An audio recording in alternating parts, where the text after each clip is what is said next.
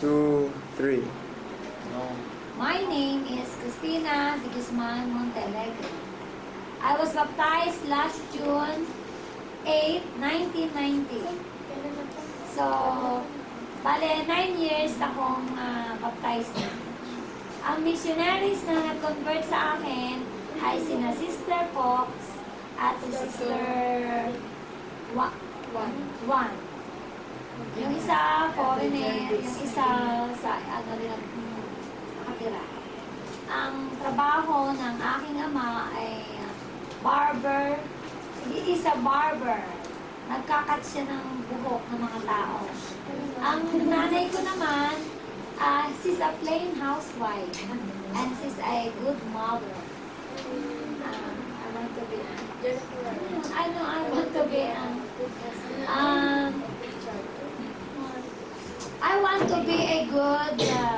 I want to be a good member as well as a good leader in the Church of Jesus Christ of Latter-day Saints. Noong una pa man na mabaptize ako as member,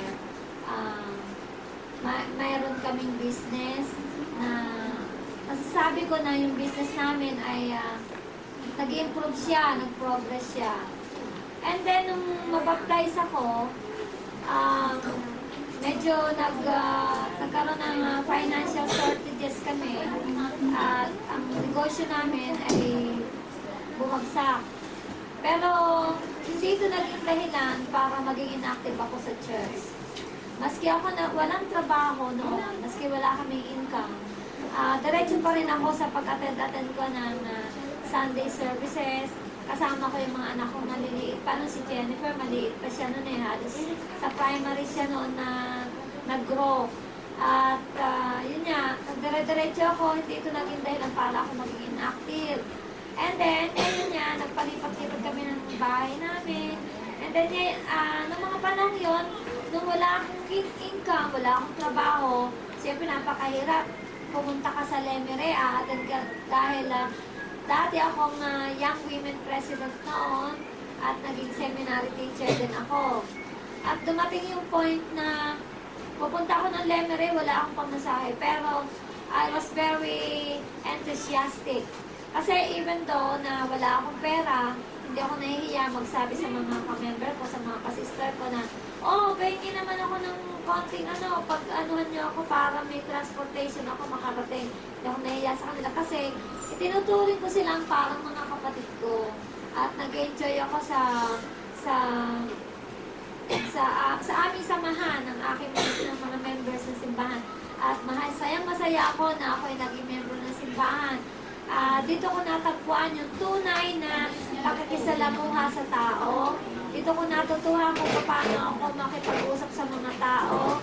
Dito ako nakaramdam ng enjoyment, ng happiness. At kapag ako'y nalulungkot, I see to it na palagi ako nasa simbahan. I always tell stories about my everyday activities. Kung may mga problems ako, ganun din, sinasabi ko rin sa kanila. Basta masasabi ko, masaya-masaya ako dito sa simbahan namin. At naniniwala ako na talagang ito ang tunay na simbahan ng Jesus Christ. Ang Book of Mormon ay talagang totoong-totoo. At kapag nagbabasa ako nito, ay nararamdaman ko na napapalapit ako sa Diyos. At mas lalo ko siyang nakikilala. At sa pagiging member ko ng simbahan ito, dito ko natutunan na dapat tayong lagi magbabasa ng scriptures, lalo-lalo na sa mga magazines, dahil dyan tayo nakakatanggap ng mga revelations ng Heavenly Father through His prophets. At dito ko rin nalaman na tayo may living prophets na patuloy na nagbibigay sa atin ng mga revelation upang maging guide natin ito sa ating pang-araw-araw at kung paano tayo makakating sa ating Heavenly Father. Sa lahat ng ito ay iniiwan ko sa pangalan ni Jesus Christ. Amen. Amen.